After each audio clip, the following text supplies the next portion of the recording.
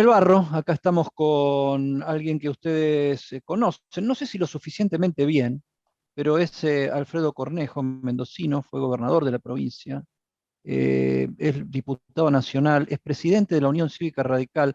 Gracias, Cornejo, por meter las patas en el barro, decimos acá, no porque no lo hayas hecho antes, ¿no? Sí, en este programa. Este, sí. Primera pregunta. ¿Qué pasa en el radicalismo? ¿Están empezando a hacer fuerza por volverse interesantes? ¿Qué está pasando? Bueno, es buen punto, ¿no? Hemos vivido un proceso interno del cual ha tenido trascendencia dos, pero en realidad en 5 provincias. En realidad, de los 24 distritos, durante todo el año hemos tenido elecciones internas en muchos, ¿no? En los últimos 2 domingos hemos tenido en 5, en Salta, en Neuquén, en Cava, en la provincia de Buenos Aires y en Córdoba. En el domingo pasado en Cava y en Buenos Aires, y en el domingo anterior en las 3 restantes provincias. Como resultado de eso, es el único partido que está teniendo elecciones internas. Por 2 motivos es el único. Primero, porque tiene una larga tradición de ejercicio de esa libertad y ese derecho, pero también hemos tenido, porque los otros partidos o han acordado listas únicas o la mayoría de ellos han suspendido sus elecciones con la excusa de la pandemia. Y digo literalmente con la excusa de la pandemia, ¿no? Entonces nos parece una buena señal a la sociedad que se hagan elecciones. Si uno lo compara con el PRO, que es nuestro aliado, no tiene elecciones en ningún lado. De hecho, en Mendoza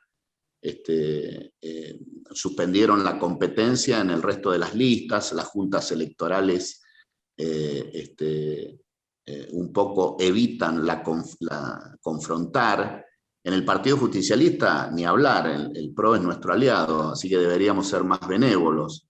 Pero el Partido Justicialista, que es nuestro principal competidor, en la provincia de Buenos Aires ha hecho una cosa espantosa, ¿eh? Ha truncado los mandatos que se eligieron en una lista única y adelantan una elección para hacer una elección de Máximo Kirchner de presidente sin elección interna, ¿no?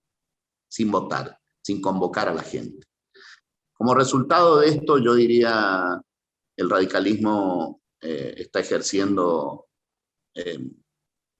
no solo su derecho, sino que en las 5 provincias, en estos 2 domingos, ha participado más de 200.000 personas afiliadas por cargos que no tienen tanta relevancia como los cargos de diputados, senadores, sino por cargos partidarios.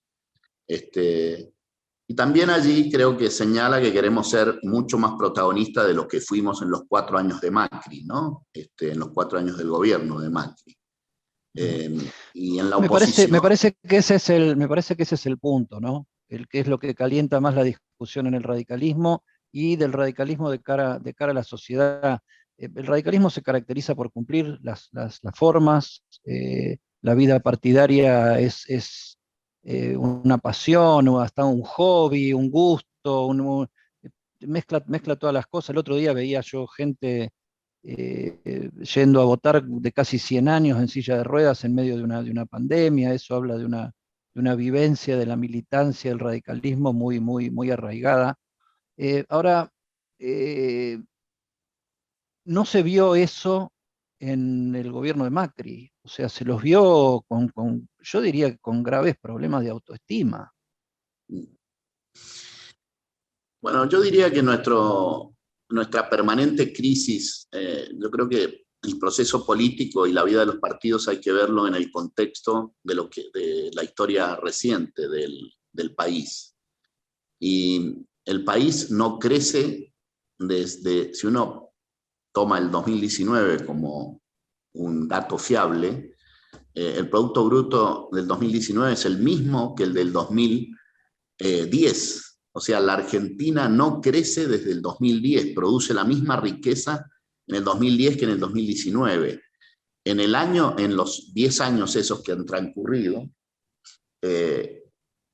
hubo crecimiento con respecto al año anterior, pero algunos años, 2017, pero la verdad que la Argentina está en recesión técnicamente hace 10 años.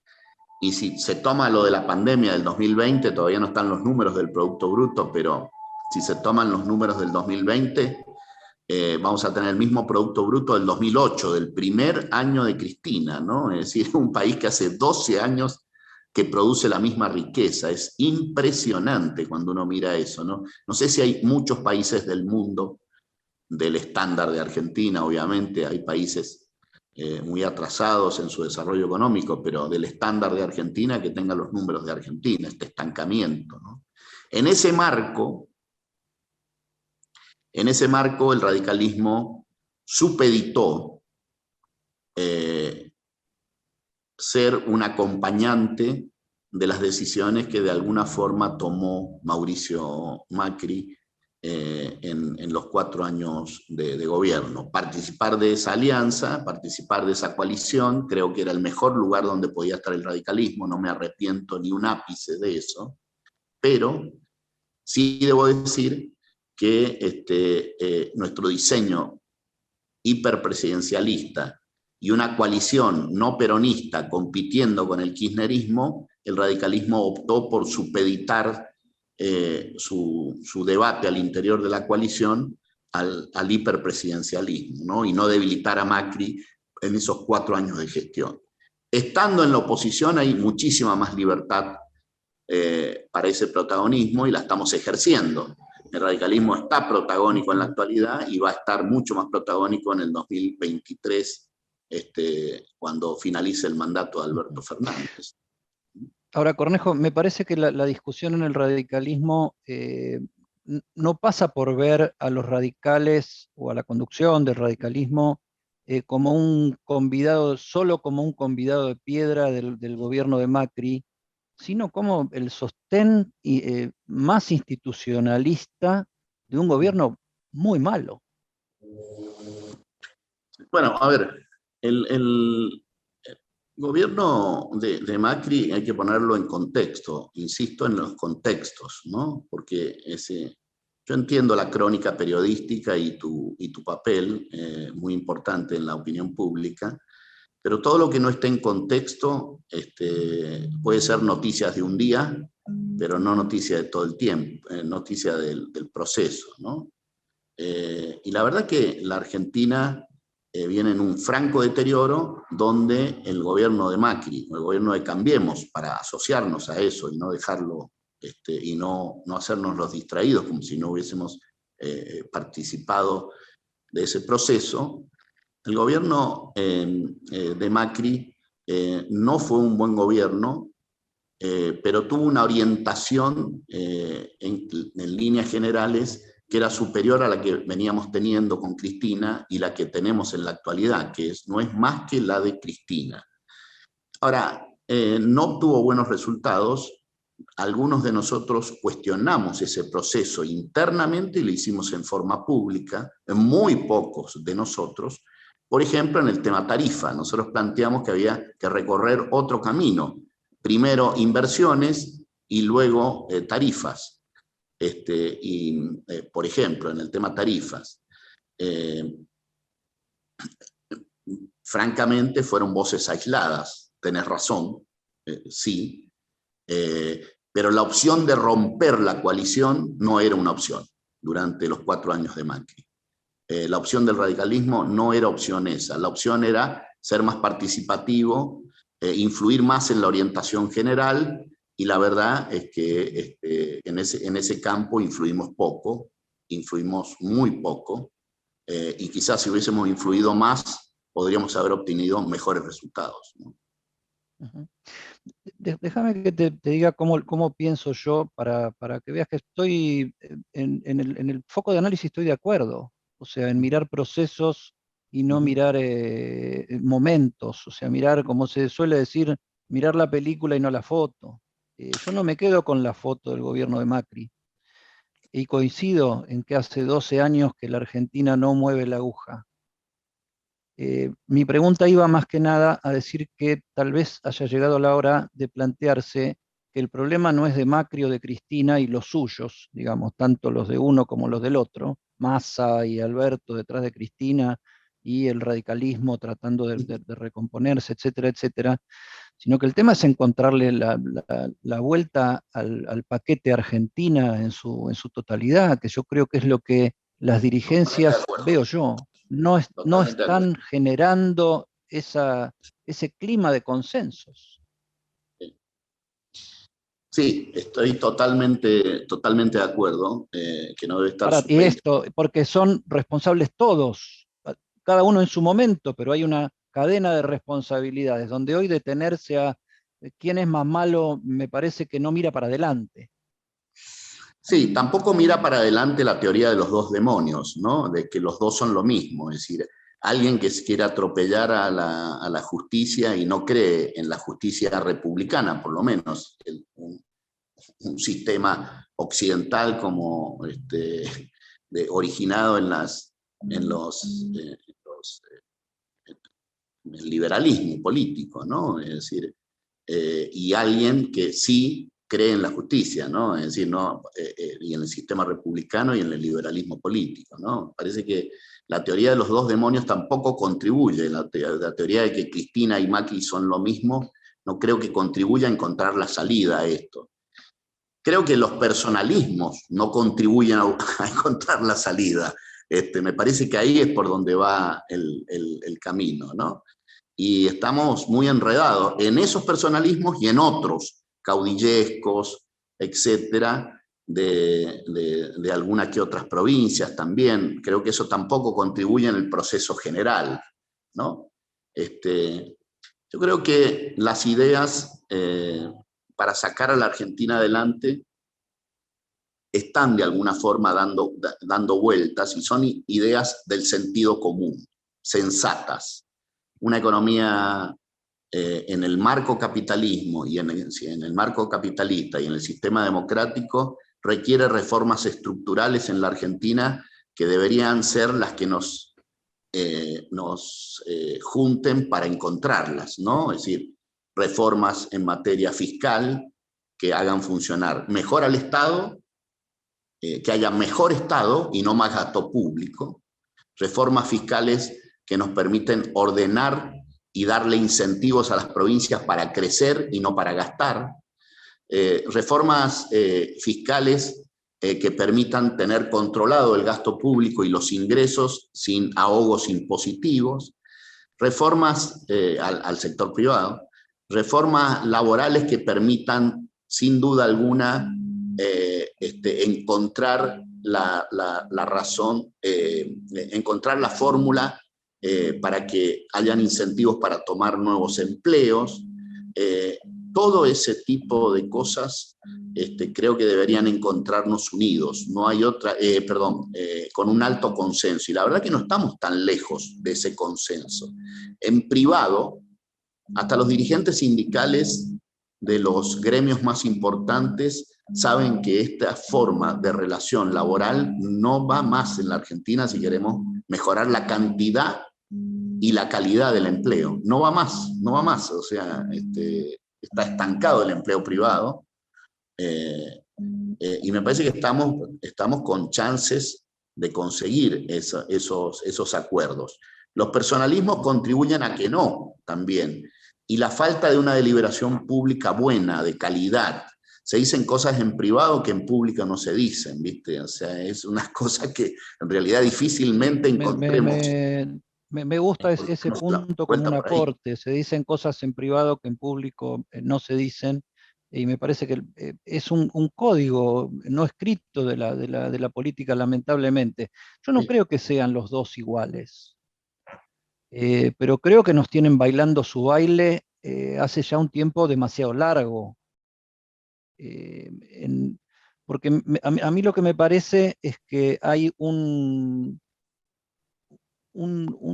inercia puramente electoralista que yo no considero muy democrática, por más que se vote y nos lleven a votar, que es anularse y no buscar ninguna clase de complemento, aunque después algunos se encuentran en el Congreso, algunos complementos se encuentran. se los encontró en tiempos de Macri, en tiempos de Cristina, aunque Cristina tenía más mayoría, se los encontró ahora en el tratamiento de algunas leyes.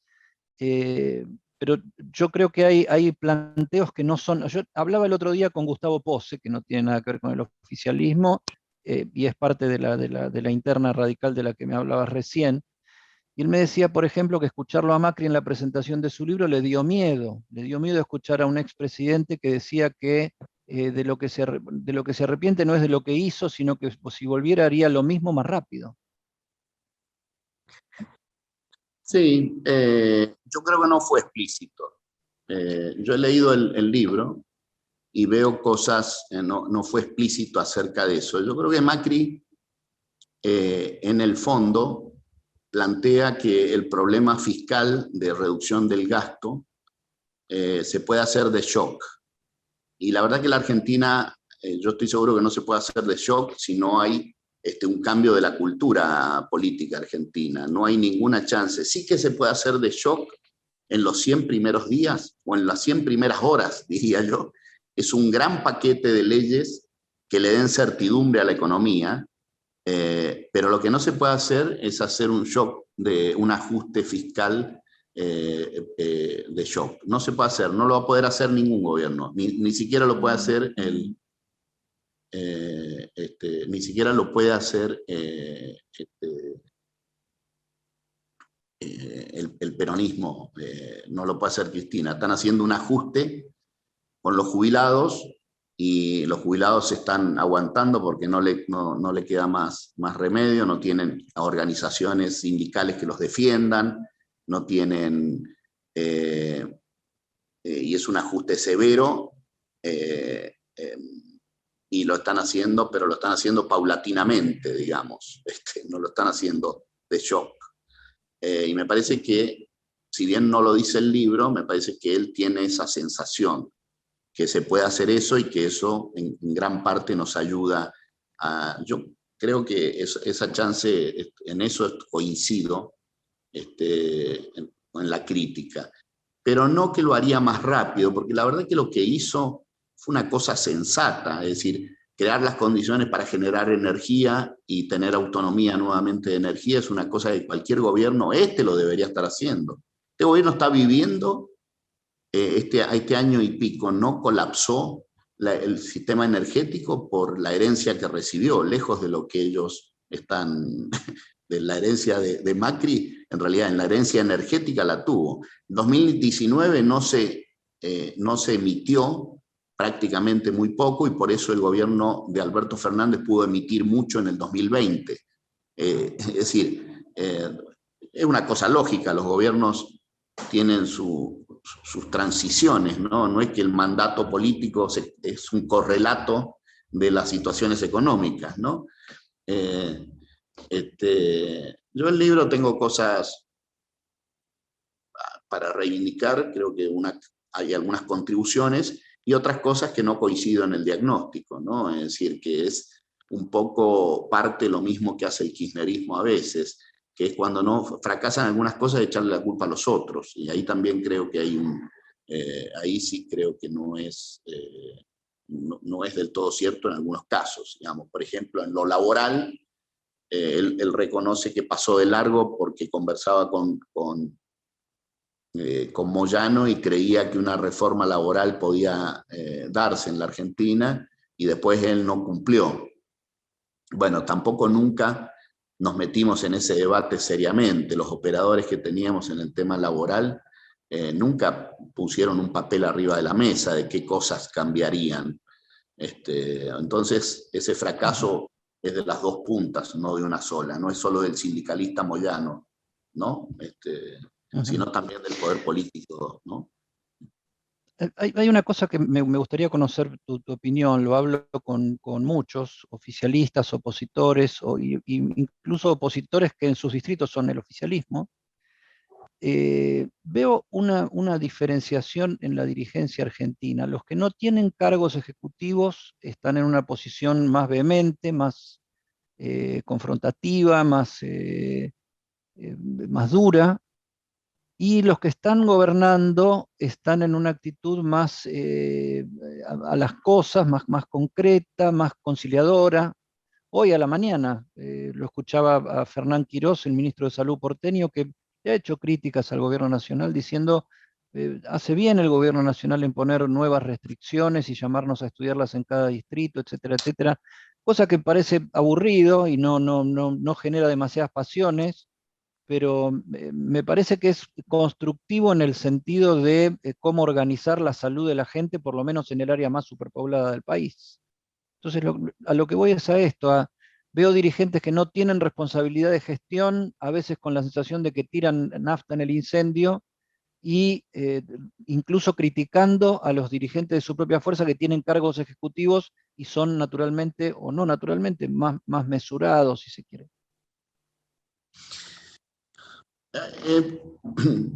Es una pregunta punzante para la conducta de oficialismos y oposiciones cuando alternan, ¿no? Yo lo pondría en dos términos. En primer lugar, creo que de cada 10 dirigentes políticos en la Argentina, 7 son unos irresponsables, estén en el oficialismo o en la oposición, ¿no? Con lo cual son inimputables desde el punto de vista de la contribución al desarrollo del país. Hay, en general, la mayoría de la dirigencia política son seguidores de encuestas. En vez de tratar de que la sociedad cambie en una determinada dirección y liderarla, ven qué cambios se producen en la sociedad y se acomodan a esos cambios, ¿no? Hay una gran, y ahí aumenta ya el número, ya de los 10 yo creo que hay 8/9 que son así, ¿no? No hay gente que quiera genuinamente promover una cultura política distinta en la sociedad, ¿no? Entonces, miran las encuestas, que es una herramienta súper útil para hacer oposición o ser gobierno. Ahora, no es la herramienta, no es la información que debe guiar la conducta de los dirigentes. Los dirigentes tienen que estar bien formados y empujar sus ideas con prudencia, pero para el lugar que sus convicciones le dictan. Dicho esto, el posicionamiento de algunos de nosotros, y voy a hablar por mí, yo he sido gobernador de la provincia de Mendoza, y pienso en líneas generales con un tono más alto o más bajo, pero pienso en general lo mismo. Debo decir que ha ocurrido algo en el medio, que es la pandemia, que no ha sido un hecho inédito para toda la dirigencia política, hombres y mujeres políticos de la Argentina no habían experimentado esto en otro momento. Pero fuera de eso, creo que hay un notable interés de gobernar armoniosamente con el gobierno nacional de los distritos nuestros, Cava, Mendoza, Jujuy o Corrientes. Y creo que está bien que lo hagan, que armonicen con ellos, que coordinen. Ahora, son prudentes los funcionarios. Me consta por Mendoza, me consta por Cava y casi que me consta de a poco, un poco menos porque tengo menos fluidez en el trato con Jujuy y con Corrientes, pero también tengo trato con ellos. Y son súper prudentes porque las cosas que ven del gobierno nacional es una pura improvisación. Que no las digan como las digo yo o alguna gente como Patricia Bullrich o yo, no quiere decir que no piensen que son absolutamente improvisados y que la pandemia vino a desnudar una serie de improvisaciones, falta de planes y demás en los temas económicos, pero también en el tema sanitario, en la gestión propiamente dicho de los recursos efectivos, desde los testeos al principio hasta la vacuna al final de este proceso, ¿no? Entonces, ¿qué diría yo, Eddie, allí? Diría que algunos ponemos un énfasis muy superior en la crítica al gobierno, pero me parece que tenemos una comunión de ideas muy, muy fuerte. Vamos a tomar el ejemplo. Ahora, vos que tuviste una interrupción que para completar esto desde un foco particular. Vos tuviste experiencia de gestión, fuiste gobernador de la provincia, obviamente hablas con el que es el gobernador de la provincia actualmente. Eh, ¿Es prudencia o es miedo a que les corten el Bueno, choto? bueno, ahí están, eso es justamente lo último que te quería apuntar, que hay un tema de estilos y hay un tema de correlación de fuerzas, ¿no? Eh, el kirchnerismo, como característica sustancial de su modelo de poder, de su morfología de la estructura de poder de la Argentina, ellos siempre, siempre, y esto es una réplica de Santa Cruz, este es el cuarto gobierno kirchnerista, y es el Estado con disponibilidad de recursos suficientes para poder a todos tenerlos comiendo de su mano. Y si pudiesen a todo el sector privado, también quisieran tenerlo comiendo de su mano. Concentrar el poder en los recursos es la clave de este modelo de gestión del poder. El kirchnerismo lo hizo en Santa Cruz, lo hizo en los 3 gobiernos anteriores y lo hace en este gobierno. En recesión, el único que puede imprimir billetes, emitir moneda, es el gobierno nacional. El gobierno nacional es el único que tiene financiamiento. No genuino, me dirás vos, pero financiamiento al fin. Se cae la recaudación nacional, se cae la recaudación provincial, fundamentalmente de las provincias donde ingresos brutos es importante, donde tienen recaudación propia, y esas provincias están muy pendientes. El gobierno de Córdoba, no vamos a tomar los 4 nuestros, el gobierno de Córdoba, con el déficit de la caja de jubilaciones, poco menos que está pendiente de los aportes a financiar el déficit de la caja de jubilaciones de Córdoba.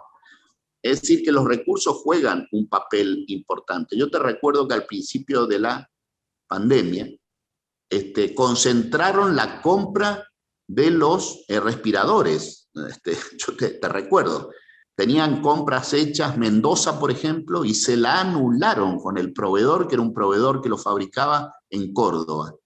Y se la anularon. Y también lo hicieron Córdoba, que los había comprado, ¿no? Y Mendoza. Tener a todos comiendo de su mano es una herramienta de poder. Entonces los gobiernos provinciales también tienen sus temores. Si pudiesen comprar la vacuna por su cuenta hoy, cosa que está legalmente imbricado, está bastante confuso, pero suponiendo que pudiesen comprar la vacuna Cava o Mendoza, ¿qué te hace suponer que podés desembalarla en la aduana sin problema, que podés traerla, que podés usar la misma logística e independizarte del Plan Nacional de Vacunas? ¿Quién te da la garantía de eso? Y como si fuera poco... No, pero ahí yo lo que me planteo es una cosa. Yo hablé, te comentaba con Gustavo Pose la semana pasada y la anterior hablé con Jorge Macri en este mismo espacio. Y me decían, con algunas críticas sobre los lugares donde se está vacunando, en el caso de Vicente López, eh, pero los dos coincidían en que en la provincia de Buenos Aires, que es el gobierno más kirchnerista del país, más puramente kirchnerista del país, que no había un manejo discrecional de la vacuna. Y por otro lado, en lo que vos planteás, yo veo una cosa, ¿no? O sea, eh, tan difícil es conseguir vacunas en este mundo para todos, y a veces ponemos como ejemplos y como modelos a situaciones que verdaderamente no lo están siendo, porque tienen sus propios problemas graves más allá de todo lo que se está haciendo a nivel planetario por resolver este tema o enfrentarlo. Si encima de competir con otros países tuviéramos que competir entre nuestras propias provincias para salir a conseguir vacunas al mercado mundial, eso sería muy grave. A ver, es un buen punto. La pregunta yo te la invierto y te la hago yo a vos, aunque no corresponde en esta relación, pero Me encanta, me encanta. ¿ha sido eficaz el gobierno en la compra Creo de que vacunas? creo que lo que no ha sido es absolutamente transparente en la comunicación de lo que sucedió en algunos casos en particular. Pero Caso además ha sido eficaz, Pfizer, por sí, ejemplo. Y creo claro. que ha hecho lo que pudo, como están haciendo más o menos todos. O sea, la vacunación masiva en Chile no es con Pfizer, es con Sinovac, es con una vacuna china que tiene un 50% de efectividad y están cerrando todo el país. Lo mismo está haciendo Uruguay, Pero y los uruguayos tienen una buena tradición institucionalista y democrática para mostrar en el mundo. ahora, vos O sea, crees a mí que me parece que el problema de politizar la vacuna es lo que me da la pauta de que no hay mucha vocación de acordar en ningún lado. por eso, pero a ver, lo que estás diciendo de Chile, yo conozco muy bien Chile. De hecho, estudié allí, trabajé allí, ¿no? Y estoy en contacto hoy con gobierno y oposición y con el sector privado. Vos estás diciendo una línea general correcta, pero también vacunó con Pfizer, Sí, Chile. sí, claro que sí. Bueno, la paradoja chilena no es solo el tema vacuna, sino su infraestructura sanitaria. Está montada de otra forma, es muy privada, muy, muy privada, escasos efectores públicos, y lo que han tenido es que reconvertirse completo en todo este proceso para poder hacer las prevenciones, etcétera. Pero yo te aseguro, y esto cuando ocurra lo vamos a verificar, vas a ver, si yo me equivoco, bienvenido. Yo creo que en invierno, finalizando el invierno, Chile va a estar funcionando normalmente y Argentina no va a estar funcionando normalmente finalizando el invierno. Y tenemos un invierno más o menos parecido, ¿no? Eh, Sí, sí, estamos geográficamente en el mismo bueno, parámetro. y vas a ver, ahí vas a comprobar quién hizo bien la vacunación, en realidad todo este proceso. Eh, y por último, la Argentina, y aquí está, esto no es un tema de politización, la Argentina entró a la pandemia con condiciones económicas muy distintas a otros países latinoamericanos y se debía ser mucho más creativo, muchísimo más creativo, porque no tenía ahorros, porque no tenía moneda y porque no tenía financiamiento. Y esa es la diferencia acá. No, no me pidas estadistas en la oposición si no los tenés en el gobierno, ¿no? Me parece que ahí eso. Ellos se tiraron de cabeza a un cierre generalizado de la economía y como única solución. Los chilenos se tiraron de cabeza a la compra de vacunas y a montar un sistema que, bueno, con un gobierno que tenía números malísimos en la opinión pública. O sea, esa es la diferencia, diría, sustancial, ¿no? Entonces vas a ver que el balance hay que hacerlo en la película, no en este corto plazo, ¿no? Ujú. Sí, no, yo no le pido estadistas a la oposición y no se los pido al gobierno. Cuando hablo con la gente del gobierno, trato de, eh, correrlos con sus propias, lo que yo veo que pueden ser sus propias contradicciones.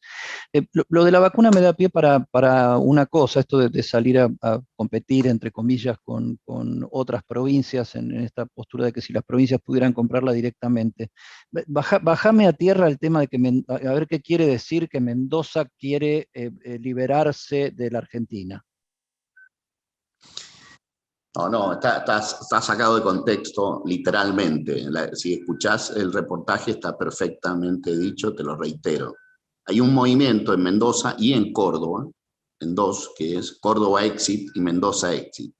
Es una serie de dirigentes del sector privado mendocino, cordobés, que creen que la Argentina los contagia, que de nada vale hacer las cosas bien en la provincia, porque las condiciones macroeconómicas se imponen, lo cual es bastante lógico, ¿no? Es decir, las provincias no tienen instrumentos de política económica, salvo el presupuesto y un par más de financiamiento, pero no tienen. En ese contexto hay gente que plantea autonomizarse. Entonces me preguntaron Entonces yo dije, la verdad que Mendoza está siendo cada vez más perjudicada. Le frenaron una obra que es de financiación de la provincia. Todavía no se puede explicar por qué, que es por Tesoro del Viento, y sobre eso me estaban preguntando. Dije, miren, nosotros veníamos a contribuir en energía para la Argentina, y nos ponen trabas todo el tiempo, nos están discriminando. Entonces el periodista me preguntó, ¿los del Mendo Exit tienen razón? Entonces, y yo les dije, bueno, la Constitución es la de una federación, no de una confederación, con lo cual uno se puede ir, pero empieza a tener cada vez más sentido la de separarse del país si se sigue en esta dirección. Eso. Bueno, lo cual lo sigo pensando, ¿no? Lo cual lo sigo pensando. ¿Qué es lo que pienso? No que Mendoza se tiene que... Sino que si el país no va hacia lugares más sensatos en materia económica, todos los sectores productivos, bolsones de productividad, que no solo están en Mendoza, están en Santa Fe, en Córdoba, en el norte del país hay bolsones de productividad alto, en el sur del país y demás, están teniendo la sensación de que producen mucho más de lo que se llevan, que contribuyen al país mucho más de lo que sacan de estar asociado al país y de estar participando del país. Esa solidaridad uno la entiende contributivamente. Ahora, que Formosa esté financiada con el 93% de los recursos nacionales no le da ningún incentivo a la provincia de Formosa para tener, generar regulaciones que incentiven el sector privado. Para ponerse las pilas, digamos. Exacto. Esto vuelvo al principio de nuestra conversación, ¿no? Que sin esas reformas fiscales difícilmente la Argentina salga adelante, ¿no? Es decir, donde las provincias estén obligadas a generar sector privado, no que estén obligadas a tener cada vez más sector público, ¿no? Uh-huh. Con esta termino. ¿Quién está más cerca de la presidencia en 2023? ¿Rodríguez Larreta, Martín Lustó, Mauricio Macri o Alfredo Cornejo? Yo creo que va a pasar muchas cosas en estos 2 años y medio. Pero creo que Martín y yo estamos más cerca. ¿Por qué? Uh-huh. Porque Mauricio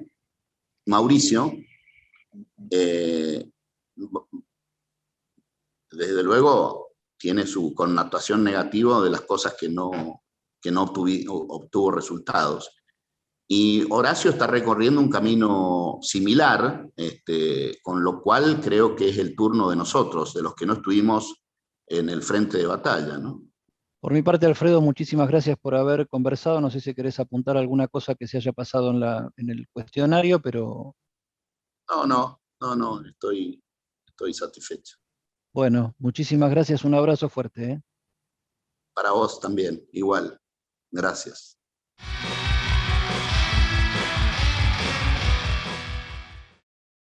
Arrancó el 2021. Con la billetera digital vas a poder disfrutar de nuevas promociones y descuentos durante todo el verano. Banco Provincia, el banco de las y los bonaerenses. Plan de vacunación COVID-19. Empezamos a aplicar la vacuna en más de 180 puestos en la ciudad. Para saber más, ingresá a buenosaires.gov.ar/vacuna COVID. Cuidarte es cuidarnos. Buenos Aires Ciudad.